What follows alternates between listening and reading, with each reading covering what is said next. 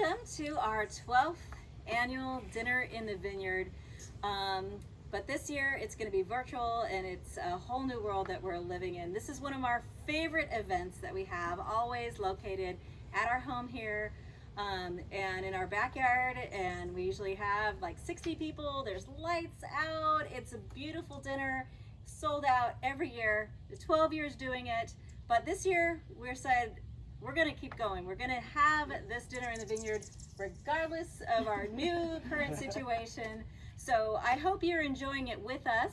You should be. Yeah. And so first off, let's all raise our glasses. So you out there, go ahead and raise your glass and salute and welcome to Dinner in the Vineyard. Salute. Yes. Salute. You know, it's Welcome. interesting how over the course of COVID, we've had to really pivot and have different ways of communicating with our wine club members. And I have to say that it's created a certain intimacy that is completely new. It's novel to anything we've ever done before. And I've actually really enjoyed that aspect of it. Yeah. So while you're not here physically, we're still communicating with you in different and very enriching ways. Yes, it has been definitely a year of discovery, adapting to the new situations, but the show must go on, right? So here we are. Tonight we have paired with Wine and Roses in Townhouse, which is located here in Lodi. And this is one of the best restaurants in town. We've been going there for years, and in fact, they actually did do one of our dinners in the vineyard in the early days with a paella and everything. And so we're really excited to pair with them again tonight. They have created an incredible menu for us to pair with our two wines. The first course is a gazpacho that we're going to try. And of course, gazpacho is one of the most important soups, cold soups that they have in Spain. Very, very popular throughout the whole country. And the recipe that I have is actually from your From aunt. my aunt, yeah, my from tia Spain. Maria Finta, that did a beautiful gazpacho. She taught us how to make it when we were living and working in the Spanish wine industry back in the early 90s. And you've made that recipe virtually every summer when the tomatoes are ripe. Yeah, and Wine and Roses has kind of done their own special flair to bring this soup up to a new level by putting some chilled pickled shrimps, and also there's compressed melon and basil with this heirloom gazpacho, and it is just delicious. You can just smell it. Yeah, just sitting it's here. amazing. Yeah, and then it pairs with our 2019 Las Oasis Family Estate Albarino, which is grown right behind you guys. Yes. Right? Yes. That's right. Yes, yeah, and it's well, let's taste it, guys. Yeah. Let's see how it's what do we think? What do we think? Well, the first impression is amazing. It's beautiful. I recommend that you put it in some like a nice simple white bowl, so the colors can really pop. Wow. And so, in fact, we got to do a preview of this meal, and with Marcus's mom, who is from Spain, and she went loved crazy over this. It's Peely gazpacho. approved. It's Peely approved. Yeah. Peely stamped, yeah, absolutely. This is very good. Wow. And it really pairs well with the Albarino, which is grown here. And this is, one of 3 Albarinos we make from 3 different vineyards. So Elise, our winemaker, I have a question for you. So what makes the Las Oasis Albarino fun to work with, and what makes it different from all the other Bokish Albarinos? Well, the interesting thing is, so we do make 3 different Albarinos because we are overachievers in the Albarino world, with good reason. But it's really the terroir. It's really about the soil. So the Albarino here is very close to the Macalme River. And so it's silty, sandy soils, where as opposed to our Terra Alta Albarino, which is our largest production Albarino, is in more volcanic clay soils closer to the Sierra foothills, to the toe of the foothills. And so the soils here give us this just different flavors. Everything that's grown here, the Albarino, the Tempranillo, the Graciano, they all have different flavors from what we grow in other vineyards. And so the Albarino here, I call it the Wine Geeks Albarino. It's a little bit more complex. Yep. It's got more complexity to it, and I also make it in a way that it's a little bit more complex. The other two Albarinos that we make, the Terra Alta and the Andros Island, are in stainless steel, 100%. This one sees a little bit of neutral oak, about 60%. It depends on the year. We kind of fluctuate between 60%, 50%. But it's an amazing Albarino because it just has these great complexities to it. And so that's why I say that it's the Wine Geeks Albarino. Yeah. I have to say though, it's kind of an interesting thing because this is the mother block Albarino. This is the Albarino cuttings that we got from Spain and planted them right here in this vineyard. And from here is where we started developing cuttings for the other vineyards that we did. And you know, it's a bit of the story of the cobbler has no shoes or kids have no shoes.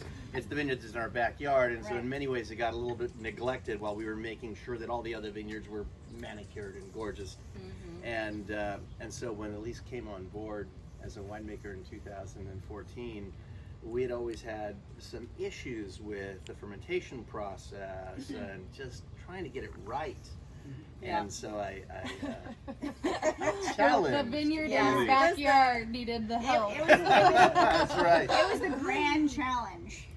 It was the grand It challenge. was. Marcus said to me, Elise, this is your challenge this harvest. And now this is my first harvest with Bokish, and he says to me, this is your challenge. And I'm like, oh gosh, okay.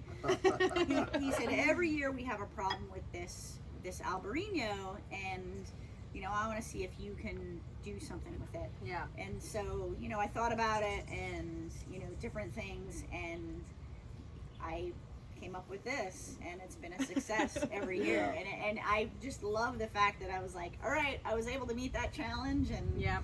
I think also what's been really great for me is that when I kind of unwittingly challenged you that way, then you took it on in a way that you gave this vineyard so much attention, and it then in turn inspired me to ramp up the viticulture to make sure that it was going to be worthy of your efforts, right? And it worked out really well. It's been really a great I've got to say, the melon paired with this Albarino and this gazpacho is amazing. Yeah. Wow. They really did. We gave them the wines in advance, and they designed the menus specifically to pair with it. And I think they really hit knocked it out of the park. They really They really did. did. What's Yeah. interesting to me is like the tomato, Yeah. the acidity of the tomato with the acidity and the notes of the wine work very well. They don't conflict with each other. But then suddenly you take one of those compressed melons that's hidden in that tomato and it just explodes. And it's kind of, Yes. and it's kind of like a surprise, just like on the back palate of like a good wine. It's really interesting. So Marcus, I'm out here, and this is one of my favorite vineyards because it's the mother block.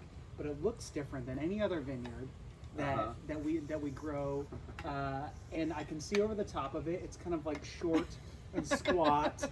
It's kind of interesting. Why does it look different than all of our other vineyards? Well, I guess, you know, that's kind of a complex answer, so I'll try and make it really short. But there's many reasons. One is that we wanted to create competition with vines, and we wanted to make that artificially happen faster. Just wanted to have a whole bunch of vines per acre, high density, so those vines would compete for limited nutrients. And so we wanted to do a Burgundian style, very high density vineyard. And in Burgundy, the vineyards are kind of short and squat. And this has about 1,800 vines per acre, which is about 3.5 times the normal density of a regular vineyard.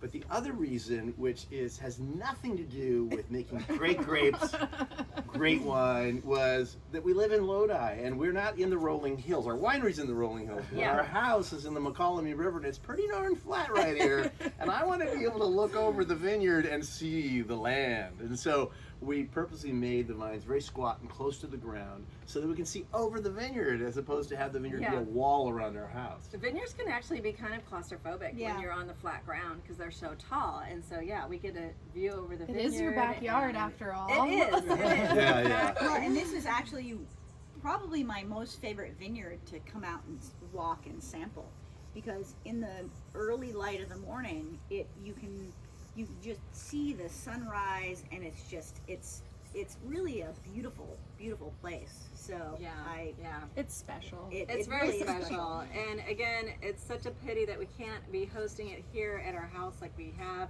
for, it would have been our 12th year, because the guests are able to taste the wine, even taste the grapes right here in the It's backyard. the prime time. Yeah, You know, exactly. we were really lamenting the fact that we didn't start dinner in the vineyard 1 year earlier, because then this would have made it the 13th year. Yes. to have the dinner in the vineyard. 13 would have been a good year to have this virtually with what's Yes. going on in the world. Yeah. It would have been. But here we are. Here we are. Year 12.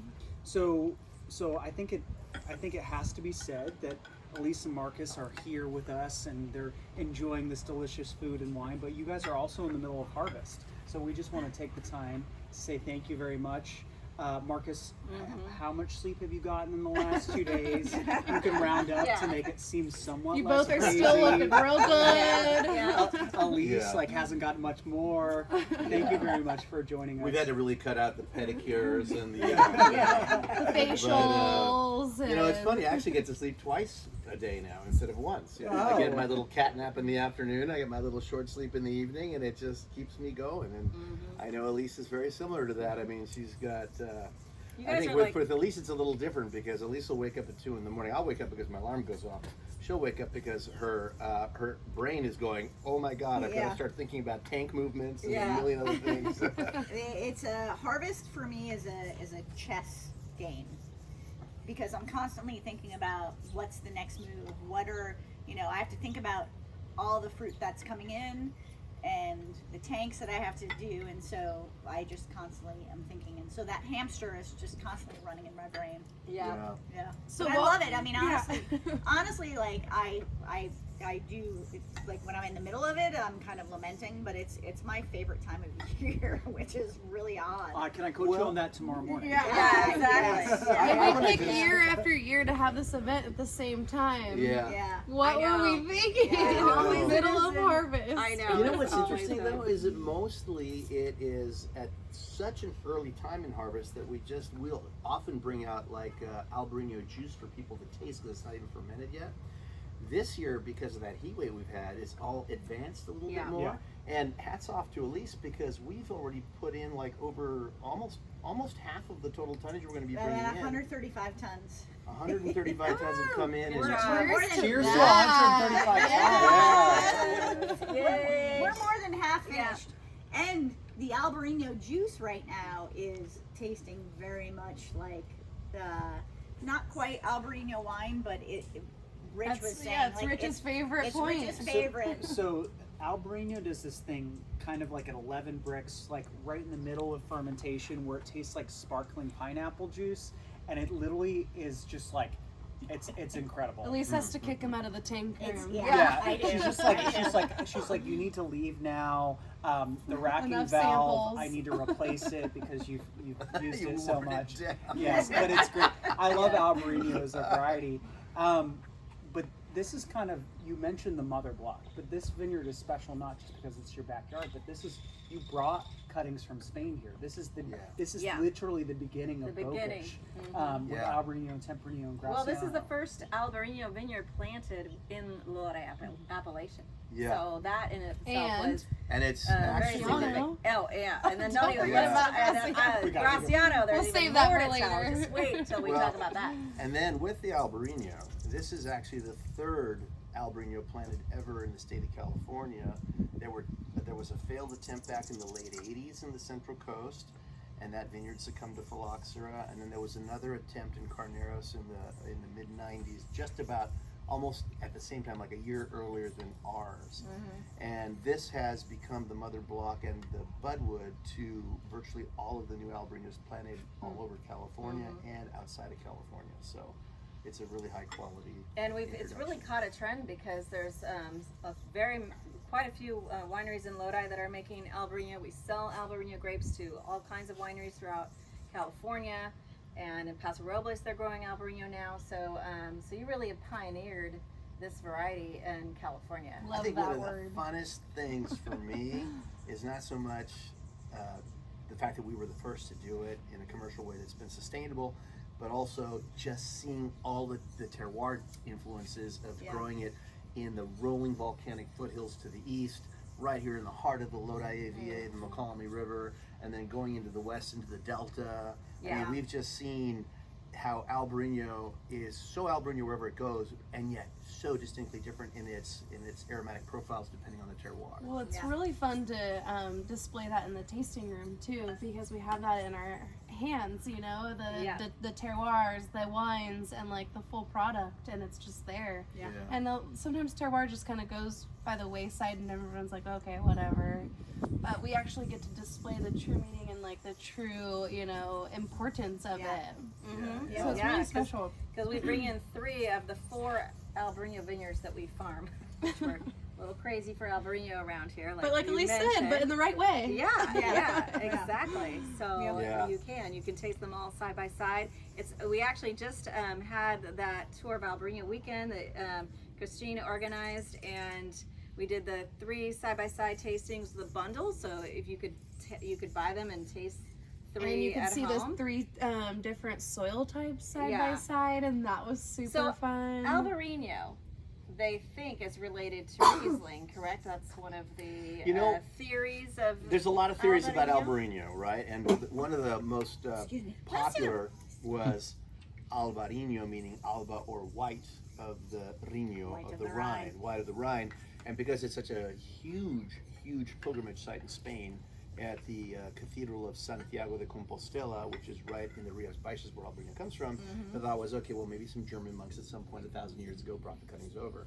More recently, and I'm talking within the last month, Oh, Galician researchers New have news. actually Newsflash. discovered, newsflash, they've actually discovered that when looking at old Iberian villages and Roman villages where they found the seeds of the grapes, they were able to correctly identify them as the precursors of Albarino. So now they think that Albarino is historically from Galicia, and that it is the ancient parent of Albarino, was farmed by the Romans in that area that brought. Well, they didn't even bring. They the wine brought it to culture there, but- Germany. oh be yeah, the Riesling? the Galicians brought it to Germany. Yeah. Okay. No, so somehow, so it's somehow, everything is connected to Spain when you talk to Marcus. Yeah, And exactly. if you have any history questions, phone him up. He Okay, well, is this an is very open interesting 'cause encyclopedia. Albarino is like his split identity because you were born in Germany, yeah. but your roots, your mom's side of the family is from Spain. So Albarino is just like That's the right. My middle name's Albarino. Yeah. And you said that, Marcus Albarino. and you're doing that in like a Brooklyn Italian accent for some reason. Just encompassing the whole Right. picture here. Yes. So Yeah. there is I know how that my happened. marker actually resents that. Yeah.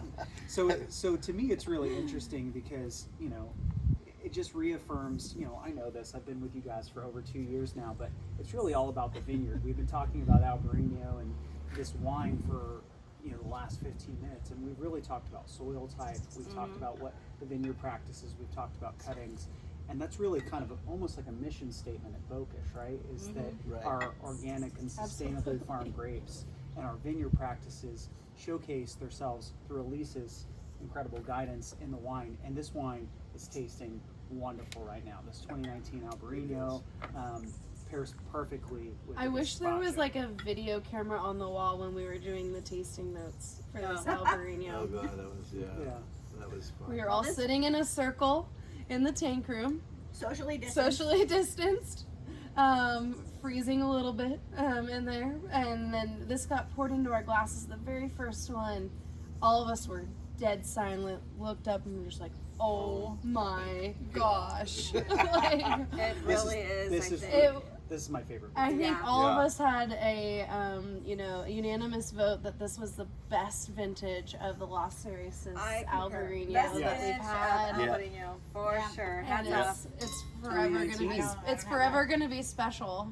Yeah. Well, I think the 2019 whites across the board were probably my best, and I always say that if I can't keep improving year over year, I'm not doing my job. Yeah. So I'm very excited about this, and very excited that I met your challenge Oh yeah.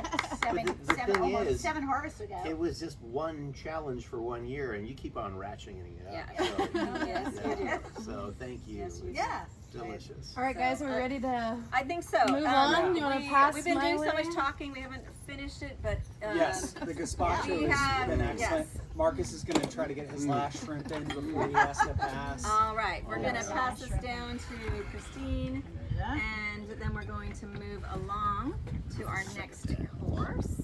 Okay, So, Liz, what do we have here for our next course? okay, so we have two things here. The side dish is coming first. It is the succotash of basically a medley of green beans, as you can see, white beans. There are Castellano olives and some red peppers that's all placed together with a delicious like marjoram sauce on there. So it's delicious to have on the side, very healthy, very refreshing for a summer evening. And then over here, as you can see, is a pork loin that has been roasted slowly with some herb crust, and then on the top is a mostarda, which is made out of stone fruit and whole grain mustard, and it is juicy and delicious. And then they have some really yummy little tiny cute cornbreads that have little honey on them, and so They are adorable. They're adorable, and all of that is going to be paired with our Graciano from this vineyard, our Las Cerezas vineyard Graciano. So we'll go ahead and pass that around. Yeah. Elise, you can go ahead and get started, and So we're serving meat that way too? Yeah. or- yeah, you So guys we go can- ahead and get started we on can either do this way. in Here, opposite. I'll hold. Oh yeah, you? so Marcus, you've always told me that Graciano. So when I first moved here, I'd go. never heard of Graciano, Thank you. and you told me Graciano was your Grab one favorite of those. variety. Thank you. Why is Yeah. Graciano your favorite? Well, always being one for the underdog. Graciano is a variety that was actually planted by the ancient Iberians of the area of the Rioja and Navarre, so kind of north central Spain and going into the Basque country. And back in the late 19th century, it had been very extensively planted in the Rioja, but it lost tremendous ground after phylloxera came into the area and devastated the vineyards. It didn't graft well, so the growers abandoned it. And so by the time we stumbled upon Graciano, you couldn't really find a varietal Graciano. I had read about it in history books, and it just looked absolutely interesting, and I wanted to know more. So we went to the Rioja, and we were actually able to see some of these remaining vineyards that were growing. Wait, how did we go to the Rioja? We were living in Spain, Yeah. and we had our 1967 Volkswagen bus, and we were driving Yes. all over Europe, just enjoying wine country everywhere. And we were in the Rioja and went to this wonderful place called Remeyuri, which is an old abbey that belonged to a group or an order of nuns, and it had been abandoned about 100 years earlier and then bought by a Basque winemaking family, and they converted it into a winery. It had these gorgeous vineyards around, and some of the oldest vineyards were over 100 years old, and they were all old Graciano vineyards. Beautiful vines. They had Graciano growing in their cellar. We tasted the wines. I just fell in love with this underdog variety that had lost its stature. And we brought cuttings over from Spain to grow it because I thought it was so unique. Historically, it's always been used as a blender to actually make Tempranillo more interesting. Yeah. And that's what our goal was. Little did we know, we loved it so much, and it felt so at home here in Lodi that we said, you know, we're just going to make the very first varietal Graciano ever in the New World. So we were the very first to bring it to the New World. We were the very first to make So wine out let of me it. get this right. You just read it in a book Yes. and decided to let's go for it. Yes. Yeah. And Well, I mean, you just couldn't believe how people waxed eloquent about the quality of 19th and 18th century Riojas that had Graciano in it. And then suddenly it disappeared from the scene, right? Because of phylloxera. There were about 250 hectares of this variety, which is about 600 acres of this variety left on the face of this planet by the 1970s. And now it's seeing a resurgence in popularity. So it's really So exciting. to see it. history meets, you know, the vineyard. Here we go. Yeah. Oh yeah. So we were so excited because we knew we were, again, pioneering with the first ever Again. Graciano in the United States. And so we went to bottle it. and our label got rejected for approval from the TTB, which is the governing board that approves labels, because they said Graciano didn't exist and it wasn't on the list of approved varieties in the United States because no one had ever even tried to bottle a Graciano. So our first bottle had to be called Red Table Wine, which was really like so disappointing. So then we had to go and prove through the paperwork, historical, submit a proposal to get it approved as a variety. Oh, So- and they're like, it's all in Spanish. I'm like, well, but these are documents. Like, we got to This is translate what you them. wanted. Yeah. Like, oh, okay, we'll translate them. We Yeah. translate them and Yeah. bring back to the TP. Wow. But it has become your favorite variety. I mean, when we get asked the question a lot, what's your favorite? We're always like, It's a hard. it's You a know what? hard. It's thing a to really answer. hard thing to answer, but I have to say, Graciano is a very, very historically very ancient variety. The seeds are enormous. The berries have these thick skins. It just looks like something that's different.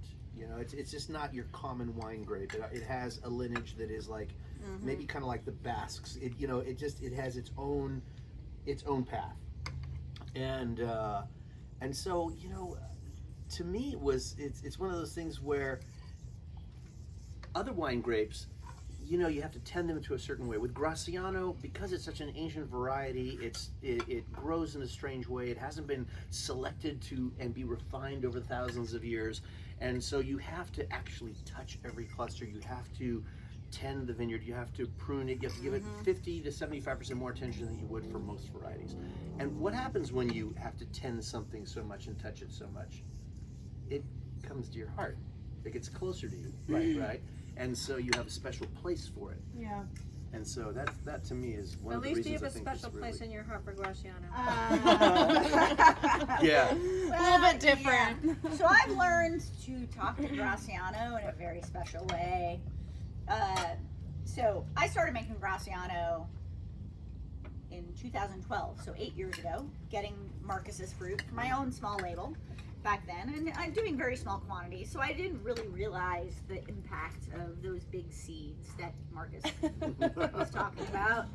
So my very first harvest with Bokish, we brought in, I think, like 12 tons of Graciano from the Terra Alta vineyard. And I get it into a tank, and my team is draining the tank off after fermentation. We're getting ready to press off the rest of the fruit that after fermentation alcoholic fermentation had finished. And one of my harvest workers was like, "Hey boss, you want to come see this? Because this, like, So funny. it was just like this trickling, like this, like sound." He's like, "There's a lot of seeds," and we opened up the tank, and there's like a foot of seeds, Which is it's a lot of seeds. And for a winemaker, it was really jarring. And so I called Marcus and I sent him a picture, and Marcus was like, "Oh yeah, it's Graciano. It's fine." It's fine. And I was like, "Okay." So we get it into the press and we start pressing it off, and it's just this over acidic, tannic, just crazy thing. And I thought, wow, I'm gonna get fired because this is my first harvest, and I know that Graciano is Marcus's favorite variety, and I just messed this up. And so I would say that, and so over time, the Graciano mellowed out, and it became this wonderful, incredible wine. Yeah. And now I actually know, like, I am very much, like, intimately involved with Graciano, but it taught me to be patient as a winemaker. It really is the one variety that said, "You know what, don't like jump off the ship now. Like, just be patient. Don't get crazy. Don't try to do anything. Let it be." Yeah. And it just evolved into this beautiful wine. And so Graciano has been, it's one of those epiphany wines where it's like, okay, as a winemaker, I learned that this is something that you need to be patient. Just don't mess with it. It's going to be okay. Yeah. And I learned that Marcus was a patient person because he was like, "Don't worry, it's fine. It's all right. Graciano. You got this. You got this." You're on Well, track. Rich, when people come into the tasting room and they've never heard of this, and they're like, "What is it?" Oh my Like, gosh. how do you Well, tell them? honestly, in the tasting room, we have the unique ability to taste them on it. So very rarely do I mean, the honest truth is I don't tell them it's like anything. I said, it's Graciano, would you like to taste it? And normally the result is they say, oh, this is really, really good. And it's amazing to me that Graciano, both in Spain and in America, hasn't gained popularity because it's a wonderful food wine. It really is super versatile, and to the way Marcus talked about, it really adds something to our Tempranillos. With a huge staple of Tempranillos, we make 5 different Tempranillos now. And Graciano, because of kind of your connection to it, bringing it over, it's kind of all of our babies. And so when people come in, I get just so much joy and just telling people about Graciano, and to them the connection. Oh, this is the first planting of Graciano in the entirety of the United States. This is Graciano Clone 1. If you've had Graciano from the United States, you can probably trace its origins back to Bokish. And to this vineyard, right? And to this Right. vineyard. Yeah, And it's exactly. something, and it's something that's Crazy. I know I didn't plant it, you guys did, but I'm very proud of to Yeah. be part of the team. And every time I drink this wine, it's just, there's a great sense of pride. It's really cool. Yeah. Well, the funny thing is, like, when people taste it, they're like, well, what varietals are in here? Yeah. What is this? Yeah. And you're like, well, we just told you. It's, Yeah. it's Graciano. Graciano, it's Don't the- you know? Don't you know the story? It's the name of the grape. Yes. Yeah, but it does have another name in French. Yes, it's called Moristel. So at some point, the Graciano variety, and it's really interesting because it is thought to be actually, the Basques claim it as their own because it comes from an area called Alava. They as would. well. Yeah. Yeah. And but then at some point in its history, around the 1700s, it made its way to the south of France, where they used it because of its intense blue violet hues. Yeah. They used it as a tinturier or a coloring agent for clarets or Bordeaux wines, right? And so before Alicante Boucher came about, that did a better job at darkening wines, Graciano, which is kind of like, if you think about a California wine that it gives a lot of color, like Petit Syrah, right? Graciano falls within that. So it made its way there, and the French called it Moristel. It's been in France for about 250 years, and so the French say, yes, it is a French variety. Yeah. But it also made its way to the very south of Spain into a region, into the sherry region, right? And I only discovered this maybe, let's say, less than 10 years ago. And in sherry, they grow this variety in very small blocks, and they make it into a red still wine, and they call it tintilla, which in Spanish means basically like tint or color. Like tinted, ink or like something. ink. Yeah. Yeah, so they call it tintilla. And Yeah. if you taste a tintilla from the sherry region, and you The taste, Jerez, yeah. and you taste ours, and you taste something from the southwest corner of France, you see the commonality of what Graciano gives. Well, you did a presentation. I think it was at UC Davis at one point, and one of the best compliments we've ever received was a winemaker from Spain who was like, "This is Graciano." Yes. And it was exactly like Graciano Yeah. from Spain, and that was really something Yeah. you feel proud of, because that's something we strive to do. I mean, our varieties are going to have that little bit of a Varietal. California flair to them, but we really strive to teach people about these wines and the true varietal characteristic of each I wine. think we do a really good job Yeah. of keeping stylistically. We've done a number of blind tastings, whether it's Albarino, Graciano, Tempranillo, blind tastings with people in the industry, sommeliers, and other people, and inevitably they always pick our wine as the Spanish wine. Yeah, Yeah, it's so been that's super fun to it's- watch that happen. Yeah. So we really strive to make sure that we're doing things that are varietally correct, and so inevitably that becomes more of a Spanish style. Yeah. Yeah. And And the, way again- the way of guiding the wine too, so that we're minimally interventionists. We're just really trying to shepherd the wine to express what it's supposed to express in its native country, right? We're not trying to create a California rendition. It will have a California touch to it because that is the terroir we live in. Right. But it's really so true to something you would experience in Spain. And it pairs so well with what's on our plate. Yeah, let's get back to this food. Yeah. Oh my gosh. Isn't it Yeah, good? this is amazing. Wow. That is Okay. amazing. So, Liz, let's talk about how Dinner in the Vineyard came about and why we keep going. Yeah, well, it started as a concept 12 years ago as kind of like a fundraiser to do an event to bring over some really dear friends of ours from Spain. Some of you may know Meme, who To does bring a paella. true taste of Spain to A Lodi. taste of Spain to Lodi. They wanted to come out, and we're like, okay, let's put on a dinner in our backyard. And we actually cooked the entire meal ourselves. Oh my gosh. And my whole family was involved. My mom, my sister-in-law, and the kids. They were the little kids at that time, and they were the servers. Their son Mark was one of the servers. So we cooked up a Catalan meal and had it here in the backyard. And then they also did a dance. They did the traditional dance of our town. Of your town. The kids too? No, our Alex and friends, Meme are Alex and friends. Meme. Oh, the So, Alex and Meme. Alex and Meme came Wow. over. Their son They Mark did. served the food, and then at the Along end with of Anton and everything, Stefan and friends. yeah, and at the end of everything, Alex and Meme, we put on some Catalan traditional jota music, which is the jota is the typical dance of Aragon and the very southern part of Catalonia, and so when they were teenagers, resuscitated the traditional Catalan dances. Yeah. That's And so then, Of the cool. And then And about, so- I don't know, was it maybe 8 years later or something, Meme was here again for one of the dinners, and she and her son, Mark, danced Danced the jota. again Oh. in front of everybody. And Yeah. in the past, we've also had The flamenco dancers come on and kind of do one of those, what do they call those? A flash. Yeah. Dance coming out of every place. So we did a slideshow of your hometown one year. We've had guitarists and So try to it's bring pretty a special. little taste of Spain. It's really special, it's intimate.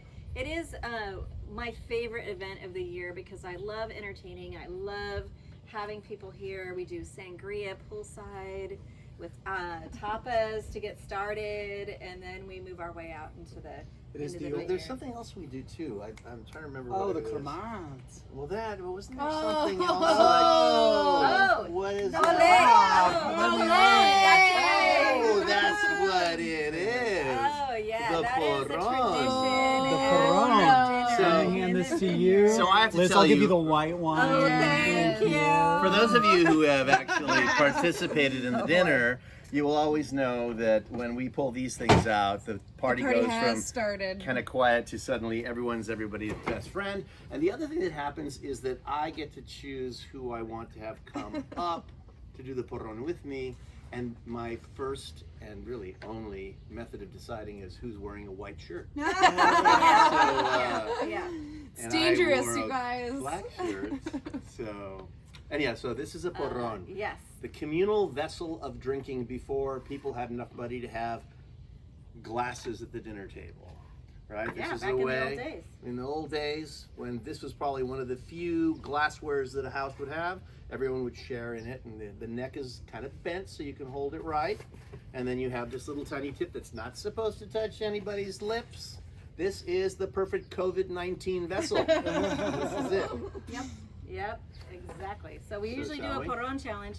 Now I haven't should done the stand porron challenge in a year, so Liz always I haven't- talks. Can you just I stand haven't up? Yeah, I practiced, think you guys no. should stand up. You You think think so? so? Yeah, I Okay. think to get the perfect Okay. form to Yes. if somebody hasn't All seen right. this before, I and they honestly try it have sitting not down. done this in a year, and so we don't know what's Well, I gonna haven't happen. either, so- That's okay. That's don't the practice. perk of I night we did. We practice. did do a dinner That's what I at assumed. Wine and Roses one time a few years back, and they also like, let's do the porron, and they brought out the porron, and I wasn't prepared. This porron just hit me straight in the eye in front of everybody. Yeah. So So we you don't guys are know- in for a real treat. This, all right, You I don't know can what's judge gonna the happen. acidity of a wine by I the smiled though. eyeball. I smiled all the way through. So okay, honey, Okay. here's our porron Oh, challenge. 12th year dinner in the vineyard. Cheers. Yes, Okay. salute. Ready? All right.